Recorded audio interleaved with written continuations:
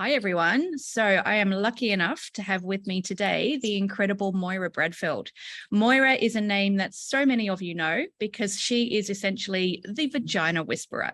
Everyone knows Moira in connection with her work at Intimate Ecology, where she has become an absolute expert and go-to on anything related to genitourinary health. Welcome, Moira. Oh, thanks for having me. We're so excited to have you at our symposium in October. I think your name alone is one of the factors that is making people prick up their ears and thinking, oh, I'd love to come to that symposium. You're just so well known in the practitioner space for the evidence-based work you do and all the education you provide on intimate health. How did you become interested in vaginas? Where did your story start? Yeah, I mean, obviously I have one, and that's a point of interest as well. But for me, in a clinical setting, I had been a practitioner for many years and had a run of clients with vaginal discharge that had been told there was nothing going on, or they came to me telling me that they had recurrent thrush and nothing was fixing it. And from, at that stage, I started an intervention with them based on the knowledge base I had at that time. And then I found it didn't work. And I was like, what? How does, how can I help these people? And from there, I sort of jumped into looking at the research and what we knew about the vagina as a microbiome space. And what I found out was that there was a lot of information that was coming through that wasn't translating into naturopathic healthcare.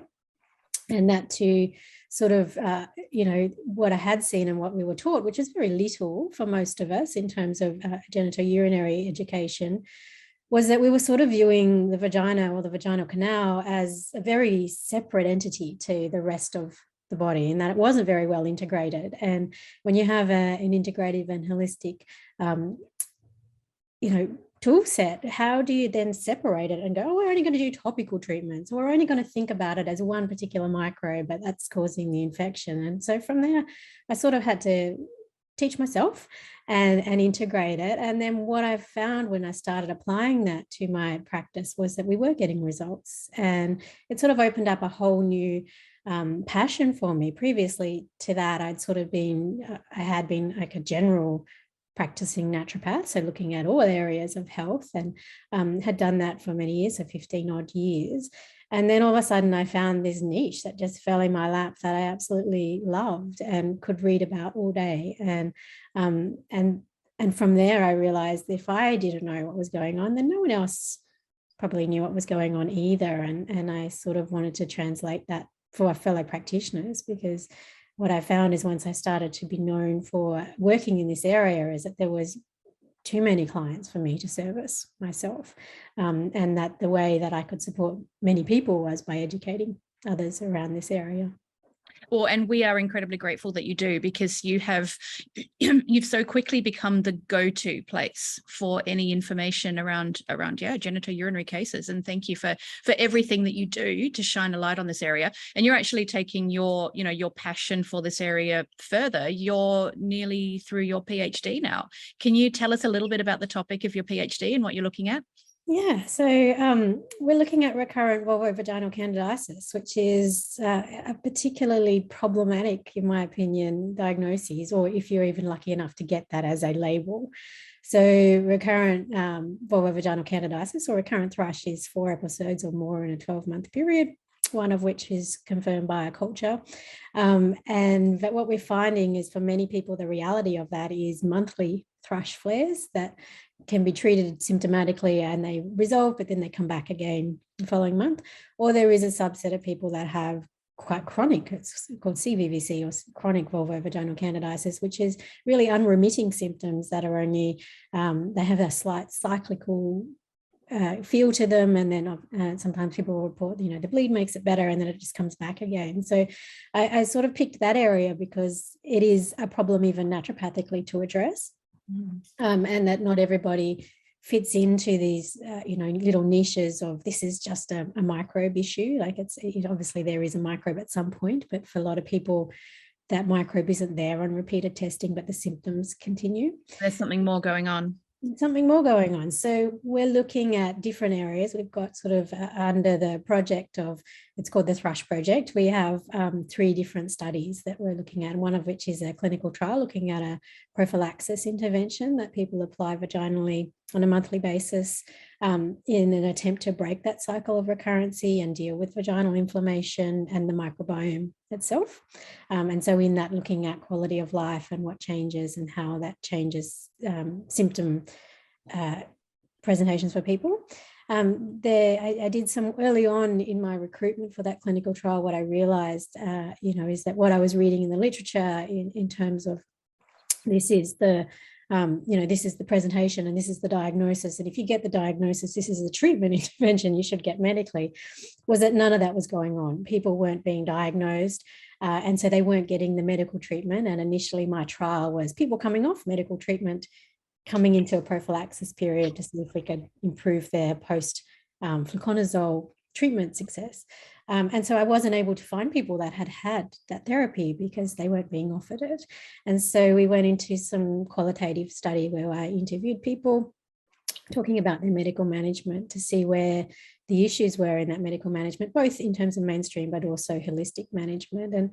And what we found were some things were not surprising. Obviously, there are barriers in terms of shame and stigma and people not accessing care because they don't know how to talk about these things, but also a lot of, issues around the diagnostic criterion and how it's being applied. And people on their journeys, unfortunately, much like other female health issues, a delayed diagnosis that can be a number of years, and people being dismissed or being palmed off because people giving up, they can't change this picture. That really ties in with so much of what we're kind of learning sociologically around women's healthcare as well. And that also kind of, really then leads into the topic that you'll be talking about at our symposium as well, which is around shame and stigma around vaginal health. And is that kind of how you came to, to decide on this presentation topic through your PhD studies? Well, yeah, it definitely is part of it. I mean, I think that and very early on when I was starting to dabble in this in terms of clinical practice, the more confident I became in terms of asking questions. I mean, I think the shame and stigma is not just the person who has the issue, it's also the practitioner and how comfortable they are to ask questions.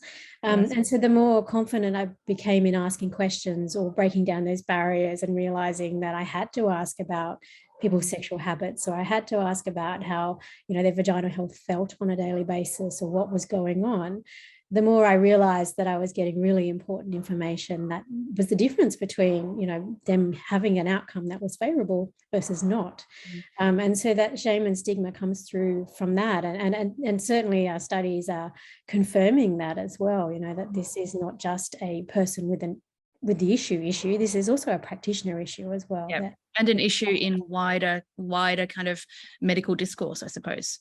Definitely medical and social discourse. I think, there's so many layers to why people are stigmatized or why people don't want to talk about this. And some of it comes down to terminology, and some of it comes down to, what we are exposed to or how it's perceived. And it's really multi-layered and needs to be broken down, to be broken open. Yeah. Yeah. Wow.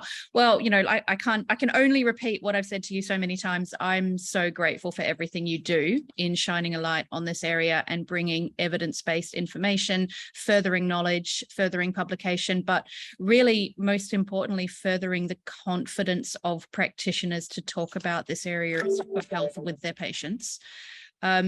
You're going to be, giving us a keynote presentation on this at our symposium, which I know is one of the highlights that so many people have mentioned they're most looking forward to.